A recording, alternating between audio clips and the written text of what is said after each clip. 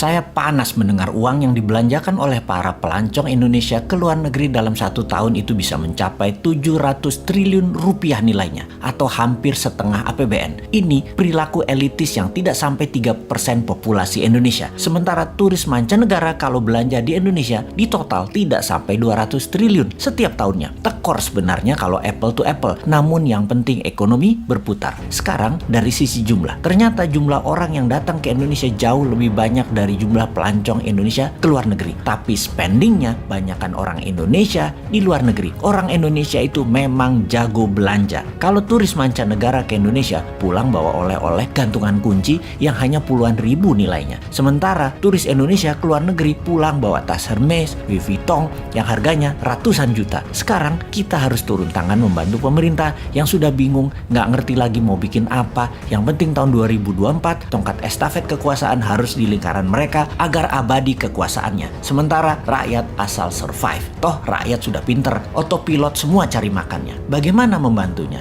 Nah, ini bedanya New Mind dengan oposisi pengkritik yang bisanya oposisi itu lihat kejelekan pemerintah, tetapi nggak tahu juga solusinya apa. Kalaupun ada solusinya, hanya normatif. Kita lompat sebentar keluar topik, nanti balik lagi memutar ekonomi wisata agar tidak keluar negeri. Saat ini di media-media juga orang-orang di tempat tongkrongan membicarakan 2024 siapa presiden dan wapresnya Indonesia. Maka banyak nama digadang-gadang. Nama-nama itu modalnya gampang. Bayar aja lembaga survei untuk memasukkan nama mereka, walaupun mereka hanya 1 di antara 10 orang. Pokoknya masuk aja nama mereka dulu. Lalu mulai dibangun citra mereka masing-masing. Yang hebatnya, siapapun mereka itu tanya satu hal, konsep bernegaranya apa ketika nanti mereka memimpin negara. Maka jawaban mereka pasti normatif, pasti umum-umum saja, seperti stop impor, stop hutang, pro UKM, dan lain sebagainya. Dan faktanya nanti ketika menjabat, semuanya tidak bisa dijalankan karena tidak tahu bagaimana caranya. Mereka semua itu hanya manuver politik dan di otaknya hanya bagaimana menjadi populer dan bagaimana menang mendapatkan kursi di 2024. Mek ngono tok. Hebatnya adalah narasinya bisa membuat rakyat percaya. Oh ya, ini bukan promosi Bosman yang ternyata sudah lengkap cara dan strategi bernegaranya. Bukan loh ya. Bosman bukan mau jadi presiden, Bosman mau jadi lord. Wes, jelas yo. Ini semua buat nyindirin positif. Kita nyindir incumbent, nyindir yang cari popularitas di tahun 2024 dan nyindir oposisi supaya semua punya konsep bernegara. Misalnya mereka mengatakan akan menghukum mati koruptor.